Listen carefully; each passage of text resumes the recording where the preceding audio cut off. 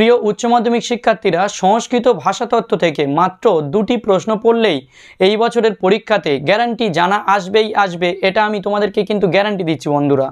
এই ক্ষেত্রে আমি বন্ধুরা বলে রাখি, এই যে দুটো প্রশ্ন আমি বলবো তোমাদেরকে আজকের এই ভিডিওতে, এই দুটো প্রশ্নের মধ্যে যদি তোমরা প্রথম প্রশ্নটা পড়ে যাও তাহলে অবশ্যই টেস্ট এবং ফাইনাল পরীক্ষাতে জানা আসার সম্ভাবনা 100% নিশ্চিত, এটা আমি আশা রাখছি। তো বন্ধুরা, এই দুটো প্রশ্নের উত্তর সহ আজ আমি আলোচনা করব। আশা করি তোমরা বুঝতে পারবে এবং তোমাদের অনেক বেশি উপকারে আসবে। তো বন্ধুরা, চলো ভিডিওটি শুরু করা যাক। এবং ভিডিওটি শুরু করার পূর্বে যদি ভিডিওটি ভালো লাগে তাহলে লাইক করে দিও এবং চ্যানেলে নতুন হলে চ্যানেলটি সাবস্ক্রাইব করে দিও। তো বন্ধুরা, এই যে দুটো প্রশ্নের কথা বলছি, এই দুটো প্রশ্নের মধ্যে প্রথম যে প্রশ্ন সেটি হলো, আর্য ভাষা বলতে কী বোঝো? ভারতীয় আর্য ভাষার বিভিন্ন স্তর সম্পর্কে আলোচনা করো। অর্থাৎ তোমাদের যে আর্য ভাষা রয়েছে তিনটে, প্রাচীন ভারতীয় আর্য ভাষা, মধ্য ভারতীয় আর্য ভাষা এবং নব্য ভারতীয় আর্য ভাষা।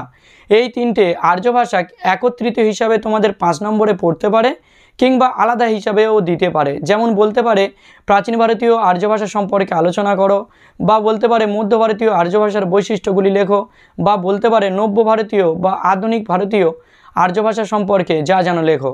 এই রকমের প্রশ্ন কিন্তু তোমাদের দিতে পারে। এইটা কিন্তু বন্ধুরা এই বছরের জন্য খুবই গুরুত্বপূর্ণ। এবং এখান থেকে দ্বিতীয় যে প্রশ্নটি আমি তোমাদের জন্য খুবই গুরুত্বপূর্ণ বলে মনে করেছি, সেটি হলো, ইন্দো ইউরোপীয় ভাষাগোষ্ঠীতে সংস্কৃত ভাষার স্থান নিরূপণ করো, বা ইন্দো ইউরোপীয় ভাষাগোষ্ঠীতে সংস্কৃত ভাষার গুরুত্ব আলোচনা করো। এই প্রশ্নটিও কিন্তু বন্ধুরা এই বছরের জন্য খুবই গুরুত্বপূর্ণ। তবে প্রথম প্রশ্নটি মোস্ট ইম্পর্টেন্ট প্রশ্ন। তো বন্ধুরা, চলো এই দুটো প্রশ্নের উত্তরের সমাধান আমরা এখন দেখে নেব। এখানে উত্তর দেওয়া রয়েছে। প্রথমে দেখো, ভারতীয় আর্য ভাষা কাকে বলে।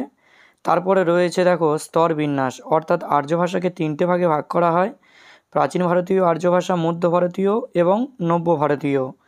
এইবারে দেখো বন্ধুরা, প্রাচীন ভারতীয় আর্য ভাষার ডিটেলস এখানে দেওয়া রয়েছে, তোমরা দেখা পাচ্ছ।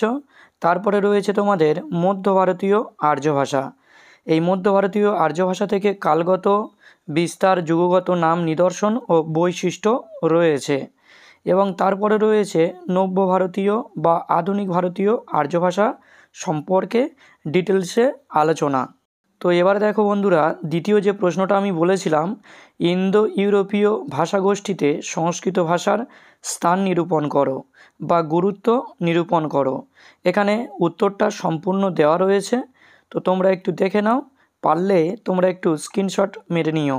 এবং যদি কেউ তোমরা এই ভিডিওর পিডিএফটি পেতে চাও তাহলে এই ভিডিওর ডেসক্রিপশানে আমার টেলিগ্রাম চ্যানেলের লিঙ্কটি দেওয়া থাকবে, সেখান থেকে তোমরা কিন্তু এই সম্পূর্ণ ভিডিওর নোটসটি ডাউনলোড করে নিতে পারো।